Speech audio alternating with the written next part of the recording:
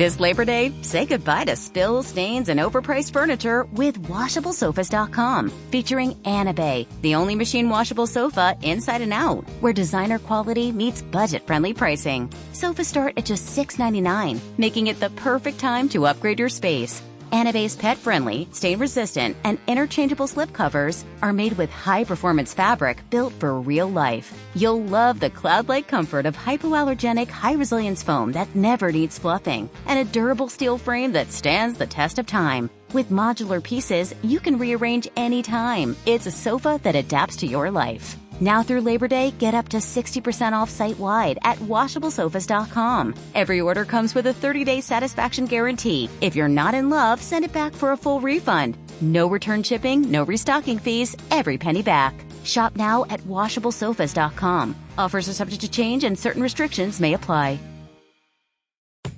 If you eat too many ultra-processed foods, you could be starving your gut microbes, and they'll get hangry. That's one of many things I learned after working on a new audio course about the gut microbiome. You can learn how to keep your gut happy by listening to Try This from the Washington Post. I'm Christina Quinn. I host Try This. Dig in with me on practical advice for life's common challenges. Follow Try This right now wherever you're listening. Seriously, try it. Check out Vizio's complete lineup of home entertainment. From stunning smart TVs to immersive soundbars, Vizio has you covered. Experience entertainment like never before with hundreds of built-in apps, including Watch Free Plus for free live and on-demand TV, all ready to go right out of the box. You can even stream your favorite music, radio, and podcasts with the iHeartRadio app, available on every Vizio smart TV. Transform your entertainment with incredible picture quality and next-level audio. Visit Vizio.com today. You're listening to Later with Mo Kelly on demand from KFI AM 640. Pleasure hanging out with you. It is Chris Merrill, KFI AM 640. In for Mo Kelly tonight, offering what I hope is more stimulating talk. Remember, you can listen anytime on demand on the iHeartRadio app. Something I learned when I was much younger. I don't have any sisters, but I do have a mother. And I did go to school, and it was an integrated school. We had both boys and girls. And what I learned is boys are dumb. That was reiterated numerous times. Mom used to tell me that. And then the girls at school, they would mix it up. They would say boys are dumb. And then they would tell me that boys go to Jupiter to get more stupider. So I learned at a very early age, I am not a bright man, which is why it's so offensive to me that as I get older, I'm expected to know how to do all the things that people want from me. And they say, can you do the dishes? How would I know how to do the dishes? Boys are dumb. Can you change the baby's diaper? I'm sorry, I would, but I went to Jupiter to get more stupider. Evidently, women have taken to calling my naivete weaponized incompetence. People, mostly women, venting about people in their lives, mostly men, who seem to excel at the office, at school, in their fantasy football draft, probably on the radio. But they regularly drop the ball at home, so they don't help with those domestic chores, like the vacuuming, like the changing of the diapers, like the dishes. And according to psychologists, the pandemic reignited tension over the division of housework. And the party responsible for the domestic labor again became women. I found a very well-liked, I guess. She got 1.4 million followers. Katie Morton is her name. She was talking about the weaponized incompetence. Have you ever had someone ask for your help with something so simple it left you stunned? Or felt like your partner acts like a helpless child when it comes to shared tasks? Yeah, like mow the lawn, honey. Why don't you grab a rake? We've got some leaves to pick up. That's for you. If so, you might have encountered weaponized incompetence. Yeah, Mousetrap caught a mouse. She's like, ew, I don't know how to take care of it. Oh, but I do? I'm just expected to know how to dispose of dead rodents? Why? Because I'm a guy? Sexist.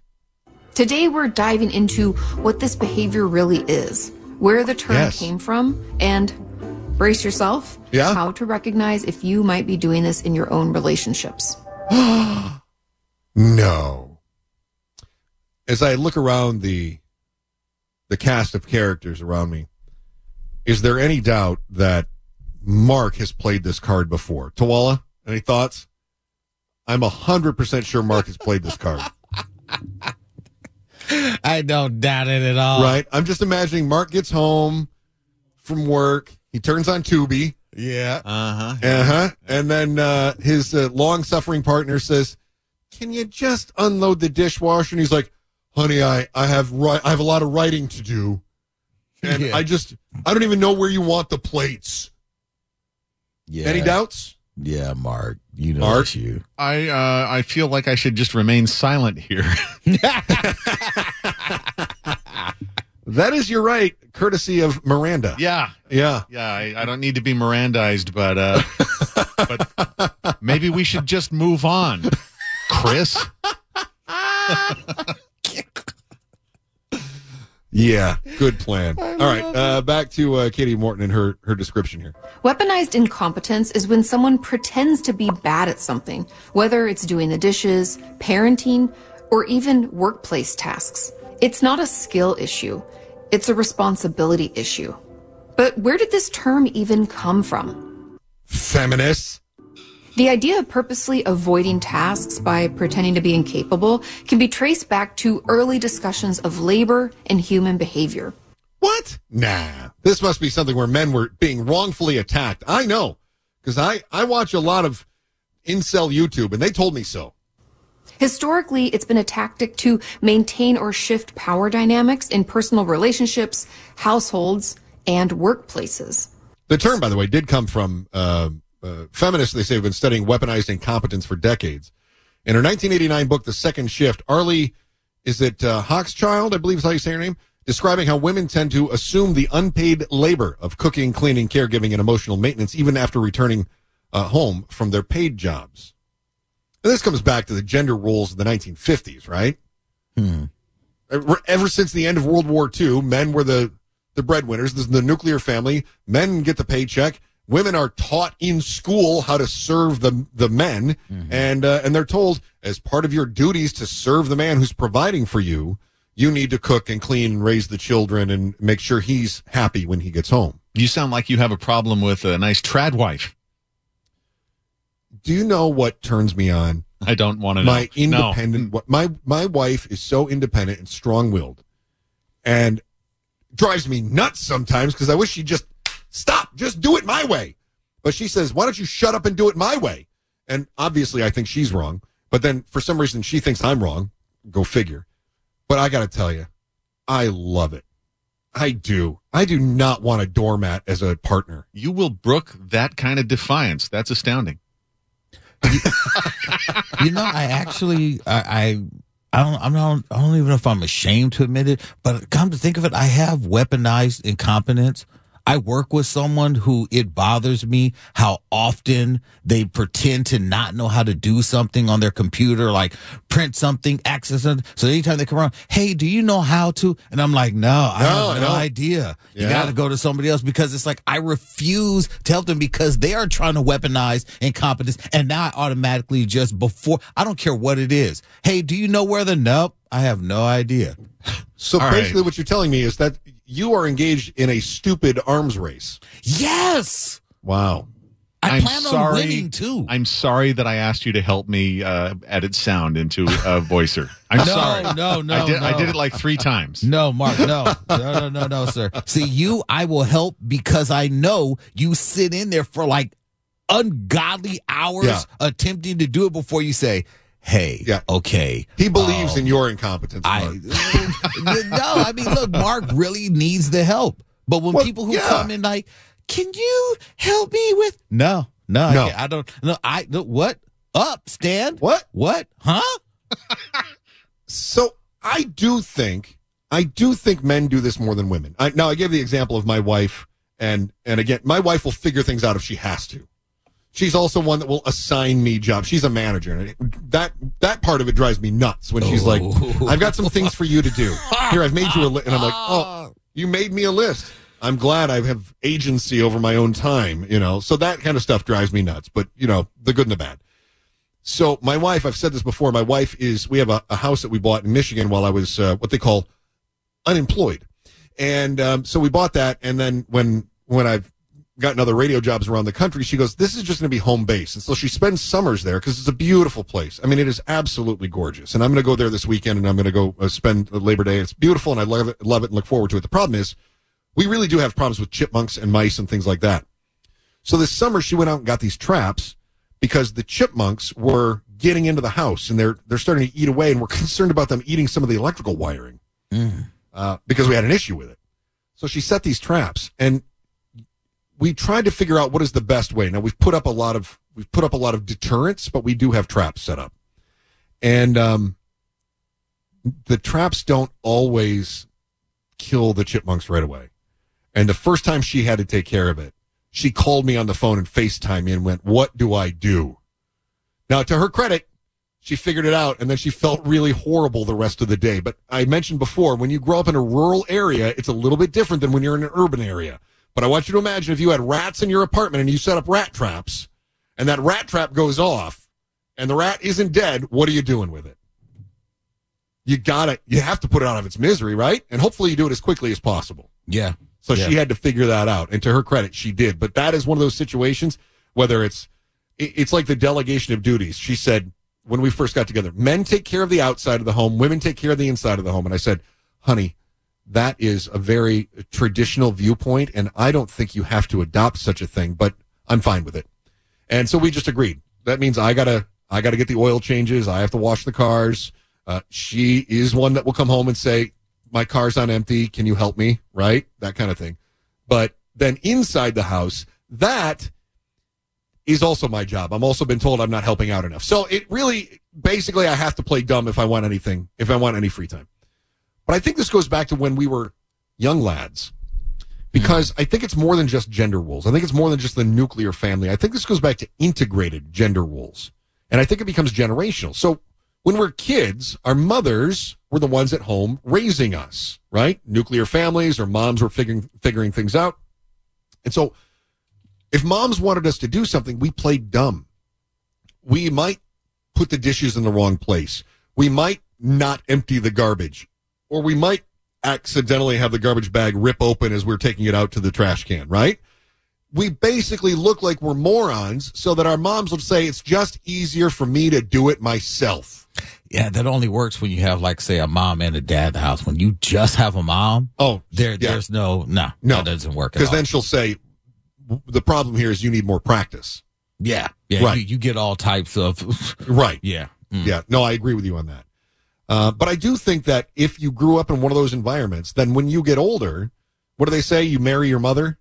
So the dynamic is still there that we had when we were children. She's still the matriarch. And so we still kind of revert back to, I don't want to do this chore. I'm just going to make it look like it's harder for her to have to deal with me doing it than it is for her to do it herself. I think it's cyclical. This is where we need a shrink in here again. Yeah. Where's our shrink to tell us how our parents screwed us up and made us misogynists? No, he got the night off, so we have to figure it out amongst ourselves like men often do. Basically what I'm saying is I blame my mother. Okay, good. How about just the tip? This Labor Day, say goodbye to spills, stains, and overpriced furniture with WashableSofas.com. Featuring Anabay, the only machine washable sofa inside and out, where designer quality meets budget-friendly pricing. Sofas start at just $6.99, making it the perfect time to upgrade your space. Anabay's pet-friendly, stain-resistant, and interchangeable slipcovers are made with high-performance fabric built for real life. You'll love the cloud-like comfort of hypoallergenic, high-resilience foam that never needs fluffing, and a durable steel frame that stands the test of time. With modular pieces, you can rearrange anytime. It's a sofa that adapts to your life. Now through Labor Day, get up to 60% off site-wide at WashableSofas.com. Every order comes with a 30-day satisfaction guarantee. If you're not in love, send it back for a full refund. No return shipping, no restocking fees, every penny back. Shop now at WashableSofas.com. Offers are subject to change and certain restrictions may apply. If you eat too many ultra-processed foods, you could be starving your gut microbes, and they'll get hangry. That's one of many things I learned after working on a new audio course about the gut microbiome. You can learn how to keep your gut happy by listening to Try This from the Washington Post. I'm Christina Quinn. I host Try This. Dig in with me on practical advice for life's common challenges. Follow Try This right now wherever you're listening. Seriously, try it. I'm Rodney Williams. And I'm Travis Holloway. Welcome to the Wealth Break. Let's be honest, building wealth doesn't look the same for everyone. It's not just about saving, it's about investing. It's about navigating systems that weren't built for you, embracing your hustle, and relying on your community to create something bigger. And that's exactly why we created the Wealth Break.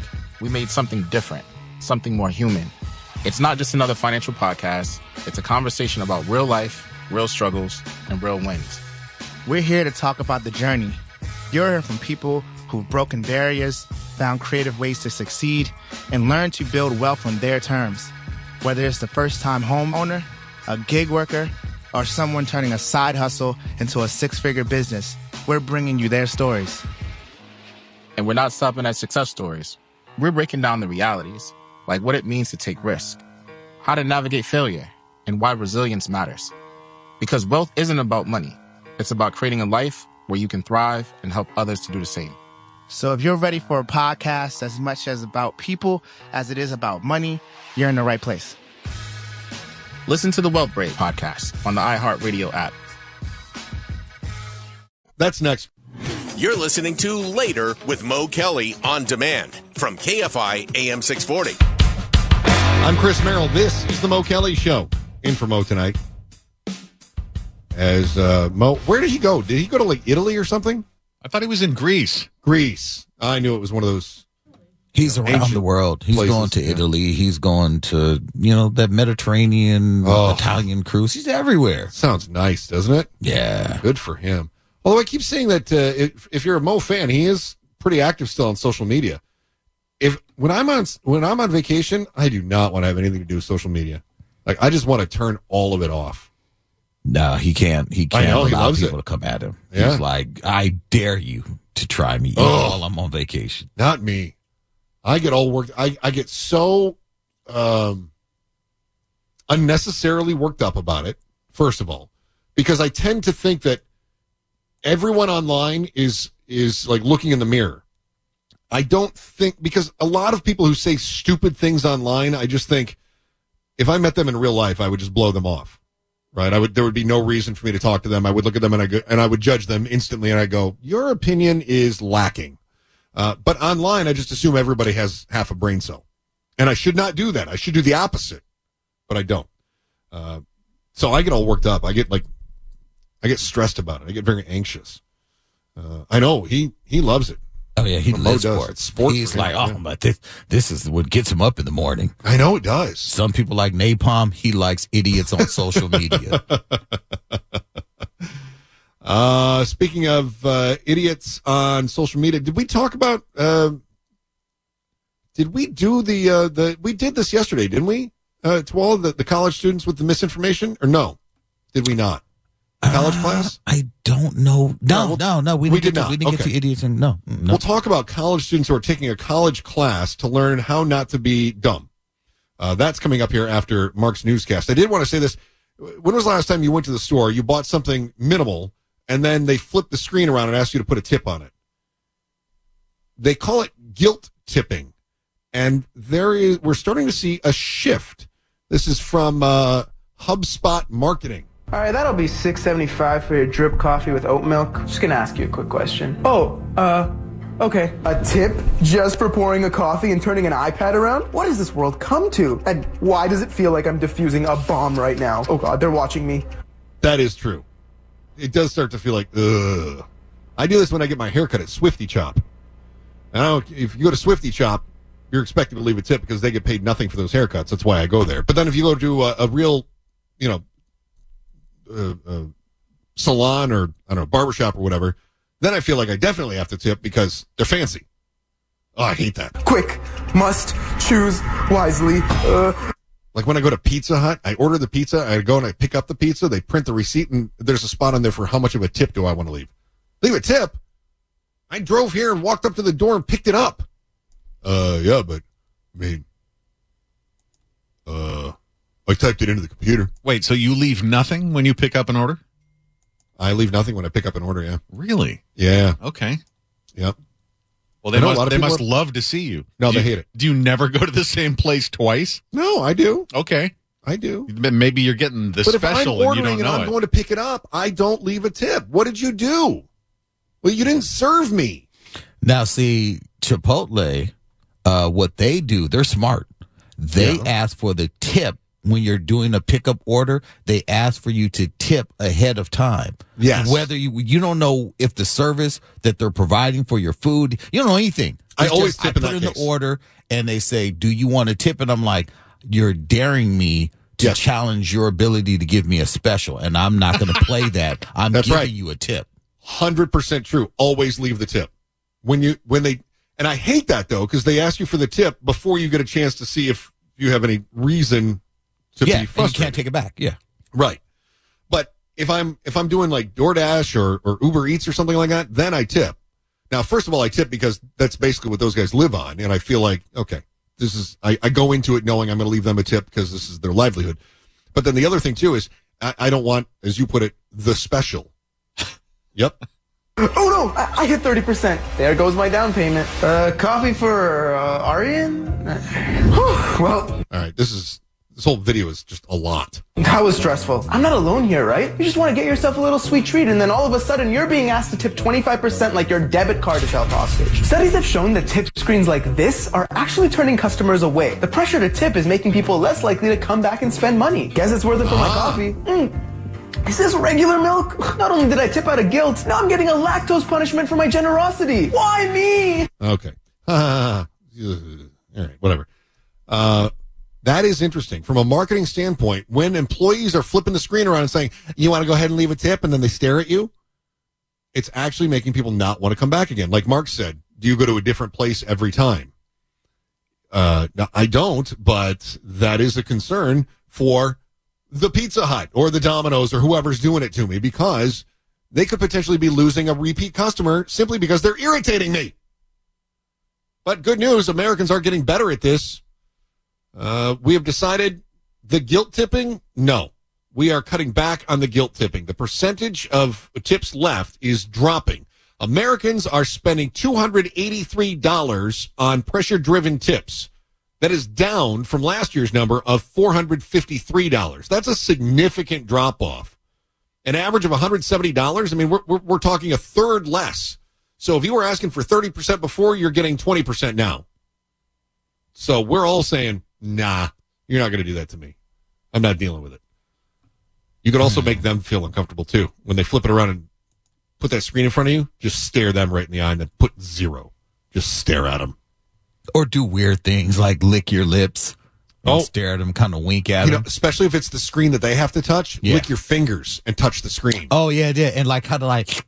Yes. And then kind of like rub around, lick a little more. Yeah. Be like, I'm not sure which. Yeah. Let me lick my finger just to make sure I can really get a good grip on this. Yeah. Right. I'm going to give you the special. All right. Trust no one. You'll find out why that is and why college courses are teaching against it next. You're listening to Later with Mo Kelly on demand from KFI AM 640. Chris Merrill from O'Kelly, KFI AM 640. More stimulating talk, and listen anytime on demand on the iHeartRadio app. Safe to say you should trust no one. Wise words. Also makes it very difficult to have deep, lasting relationships, but at least you'll be protected. For Gen Z, born between 97 and 2012, social media, especially YouTube, TikTok, Instagram, and Snapchat, is now their source of information about the world. They are no longer turning to traditional news outlets. They don't even know what KFI is. Breaks my heart. Oh, yes, they do, because they listen on the app. It's a wild world we live in. In a survey of more than 1,000 young people from 13 to 18, 80% of them said they find conspiracy theories in their social media feeds every week. And yet fewer than 40% have ever received instruction on figuring out if the claims are true or false, which is why there is now a new class. An instructor at Georgia State University found that most of his students were coming to school and they were no longer like previous generations who had kind of a general understanding of high school civics. No, now you've got kids showing up in your American Government 101 class, and they have beliefs that have been shaped by hours on TikTok when they've been bombarded by Nick Fuentes telling you about how the white race is better, or trad wives telling you about how staying at home and raising the children is really what God intended. Or you've got radicals on the other side that tell you that if you're not willing to die for your cause, then is it really a cause that you care about? And nutbags out there. They spend hours. More than 50% of our waking hours are now spent online. And for the younger generations, that means TikTok. That means YouTube. That means Instagram.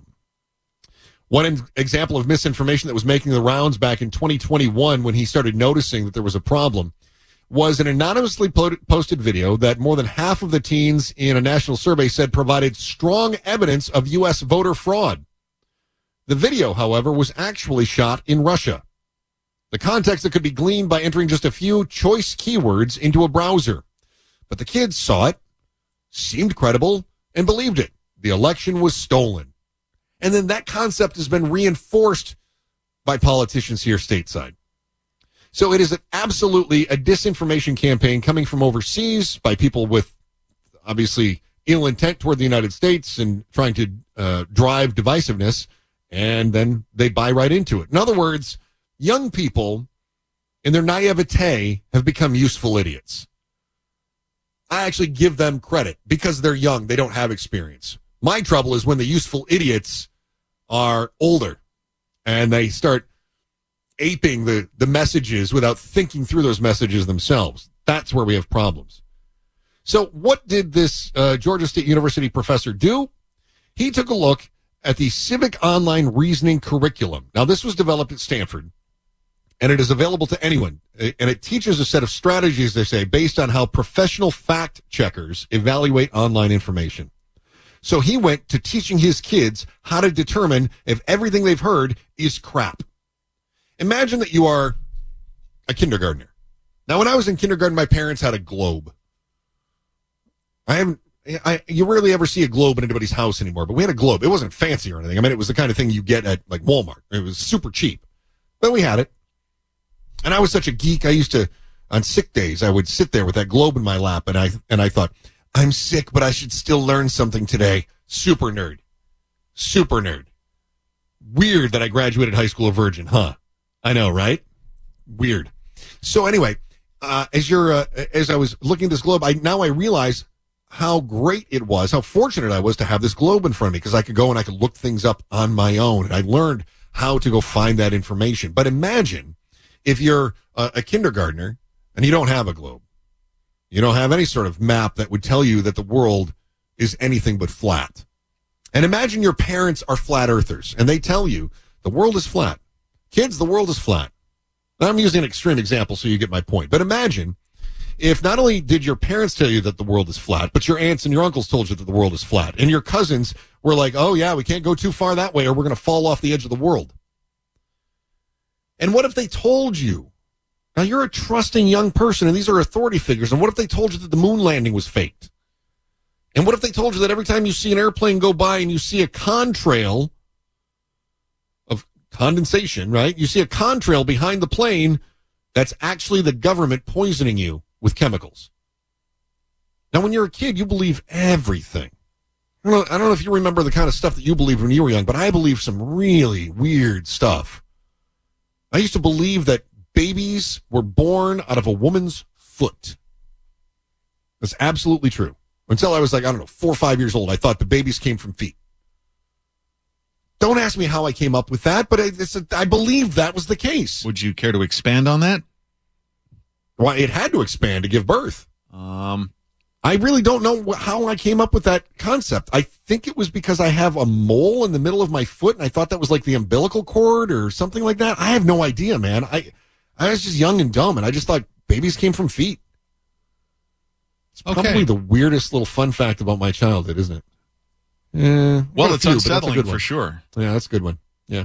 Anyway, my point is, if you're told all along that the world is one way, and someone challenges your worldview, they're not just challenging your worldview, they are challenging They're challenging your parents. You're challenging everything that you believe. And if you give in on this one thing, what are the other things your parents may have told you that are absolute baloney? What are you going to say? Santa Claus isn't coming down the chimney? You're telling me the Easter Bunny didn't hop and drop off some candy? No way, pal. I'm not believing you. So if you have a bunch of young people who don't know otherwise, and they are bombarded with a similar message from people they trust, why in the world would they ever change their viewpoint? Which is the point of misinformation. So now we're at the point where we actually have to teach college students how to spot somebody trying to take advantage of their naivete before they become an adult useful idiot. I'm Chris Merrill. Who am I in for? Oh, Mark. I'm in for Mo Kelly. That's right. KFI AM 640. More stimulating talk. Listen anytime on demand. This Labor Day, say goodbye to spills, stains, and overpriced furniture with WashableSofas.com. Featuring Anabay, the only machine washable sofa inside and out, where designer quality meets budget-friendly pricing. Sofas start at just $6.99, making it the perfect time to upgrade your space. Anabay's pet-friendly, stain-resistant, and interchangeable slipcovers are made with high-performance fabric built for real life. You'll love the cloud-like comfort of hypoallergenic, high-resilience foam that never needs fluffing, and a durable steel frame that stands the test of time. With modular pieces, you can rearrange anytime. It's a sofa that adapts to your life. Now through Labor Day, get up to 60% off site-wide at WashableSofas.com. Every order comes with a 30-day satisfaction guarantee. If you're not in love, send it back for a full refund. No return shipping, no restocking fees, every penny back. Shop now at WashableSofas.com. Offers are subject to change and certain restrictions may apply. If you eat too many ultra-processed foods, you could be starving your gut microbes, and they'll get hangry. That's one of many things I learned after working on a new audio course about the gut microbiome. You can learn how to keep your gut happy by listening to Try This from the Washington Post. I'm Christina Quinn. I host Try This. Dig in with me on practical advice for life's common challenges. Follow Try This right now wherever you're listening. Seriously, try it. I'm Rodney Williams. And I'm Travis Holloway. Welcome to the Wealth Break. Let's be honest. Building wealth doesn't look the same for everyone. It's not just about saving, it's about investing. It's about navigating systems that weren't built for you, embracing your hustle, and relying on your community to create something bigger. And that's exactly why we created the Wealth Break. We made something different, something more human. It's not just another financial podcast. It's a conversation about real life, real struggles, and real wins. We're here to talk about the journey. You're hearing from people who've broken barriers, found creative ways to succeed, and learn to build wealth on their terms. Whether it's the first-time homeowner, a gig worker, or someone turning a side hustle into a six-figure business, we're bringing you their stories. And we're not stopping at success stories. We're breaking down the realities, like what it means to take risk, how to navigate failure, and why resilience matters. Because wealth isn't about money. It's about creating a life where you can thrive and help others to do the same. So if you're ready for a podcast as much as about people as it is about money, you're in the right place. Listen to the Wealth Break podcast on the iHeartRadio app. And the iHeartRadio app. You're listening to Later with Mo Kelly on demand from KFI AM 640. Mo Kelly Show, Chris Merrill in from KFI AM 640. More stimulating talk. We'll find out if you are on the trailer coming up here after 9 o'clock, and Mark is getting ready with his 9 o'clock newscast. We'll hit that here in just a few moments. Google's biggest competitor might be Google. Yeah, Google is trying to be everything to everyone all at once. The problem is it could be hurting you. And if it's hurting you, what use do you have for Google? They're calling it Google Zero. Quickcast News talks about it. Imagine waking up to a world where websites get no visits, leaving vast digital landscapes deserted. Yeah, imagine if people went searching for your website and they didn't visit it. Welcome to the concept of Google Zero, a looming scenario that's sending shockwaves through online publishing circles. Uh-oh. At the heart of this digital discussion is Google AI Overview and similar AI-driven tools that are transforming how we gather information. Okay, go on. Instead of directing users to websites, these advanced features are providing direct answers, reducing the need for the classic click-through. Oh, yeah. It's like when I Bing something and I get the Copilot answer. Or you Google something and you get the overview or the Gemini or whatever it is, right?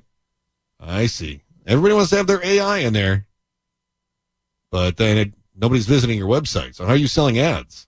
With fewer people opening those familiar blue links, the ripple effects could be catastrophic for online publishers who rely heavily on web traffic. Yeah. A world where search engines essentially stop delivering visitors could lead to the digital equivalent of ghost towns, as websites see their lifeblood, visitor engagement, dry up. Yeah, but then how does Overview gather new information? I mean, one of the things about AI is constantly trying to gather new information. It's scouring news articles, news items. It's scouring Reddit. It's all over. Grok is all over Twitter, trying to figure out just how Nazi it should be. So how does it continue to learn if we stop publishing? We can't continue publishing if we're not getting people to visit our websites, right? This shift raises critical questions about the balance between technology's capabilities and its unintended consequences on the digital ecosystem. As AI continues to evolve, the potential for Google Zero challenges the very foundation of how the web operates and thrives. Will we adapt, or will parts of the internet face decline? Maybe. Stay connected as this story develops. Okay. Like and follow for more news. Now, ironically, it is AI voice that's reading you that story, and that was the most realistic AI voice that I could find to read that story. I found a lot of people that were talking about Google Zero. It was all AI crap. All AI crap. And it sounds terrible, incidentally. Pay somebody to read your news. My God, you can find this is one thing that makes me crazy. If you are a company and you're trying to have a narration on a video every day, don't rely on AI to do that. Really. Now, I'm not saying you have to go out and hire a professional voice actor. You don't have to become a union shop that's doing all this. I'm not saying that. But find somebody that knows how to read, that can read this stuff. If you got to find a high school kid in theater class and say, hey, we're looking for somebody to voice some of these little news items that we're putting together, get them the experience. Don't have AI reading yours. I've seen this so much when I go looking for audio to supplement our news stories. So many different places are putting out the stories and they're just having AI read it, and it's so bad. And I'm glad that it's bad. I don't want it to be good. I don't want the competition. But what I do want to see is people say, we understand AI may get better, but there's an opportunity here to allow someone to get better, an actual individual to get better. It doesn't cost you that. I mean, even if you got to pay somebody $10 to read the news item, it's not setting you back. Like I said, usually you can find some high school theater kid that'll do it just for the reps. Anyway, when it comes to the Google Zero, according to Financial Times, AI overviews were cannibalizing website visits. 4 in 5 consumers are relying now on zero-click search results in at least 40% of their searches. While Google disputes the findings of some of the studies that have come out, whatever the extent of the impact of overviews and now AI mode, publishers are preparing for a future where Google is less crucial to their sites. So if you don't need Google because it's not sending anything to your website, where is Google going to get the information? And what does Google's future business model look like if it just cannibalized its own customer base? Yeah, that's a problem. That's an issue. Chris Merrill, in from O'Kelly, KFI AM 640. We're live everywhere on the iHeartRadio app. KFI and KOST HD2, Los Angeles, Orange County. More stimulating talk. This Labor Day, say goodbye to spills, stains, and overpriced furniture with WashableSofas.com. Featuring Anabay, the only machine washable sofa inside and out, where designer quality meets budget-friendly pricing. Sofas start at just $6.99, making it the perfect time to upgrade your space. Anabay's pet-friendly, stain-resistant, and interchangeable slipcovers are made with high-performance fabric built for real life. You'll love the cloud-like comfort of hypoallergenic, high-resilience foam that never needs fluffing, and a durable steel frame that stands the test of time. With modular pieces, you can rearrange anytime. It's a sofa that adapts to your life. Now through Labor Day, get up to 60% off site-wide at WashableSofas.com. Every order comes with a 30-day satisfaction guarantee. If you're not in love, send it back for a full refund. No return shipping, no restocking fees, every penny back. Shop now at WashableSofas.com. Offers are subject to change and certain restrictions may apply. If you eat too many ultra-processed foods, you could be starving your gut microbes, and they'll get hangry. That's one of many things I learned after working on a new audio course about the gut microbiome. You can learn how to keep your gut happy by listening to Try This from the Washington Post. I'm Christina Quinn. I host Try This. Dig in with me on practical advice for life's common challenges. Follow Try This right now wherever you're listening. Seriously, try it. Check out Vizio's complete lineup of home entertainment. From stunning smart TVs to immersive soundbars, Vizio has you covered. Experience entertainment like never before with hundreds of built-in apps, including Watch Free Plus for free live and on-demand TV, all ready to go right out of the box. You can even stream your favorite music, radio, and podcasts with the iHeartRadio app, available on every Vizio smart TV. Transform your entertainment with incredible picture quality and next-level audio. Visit Vizio.com today.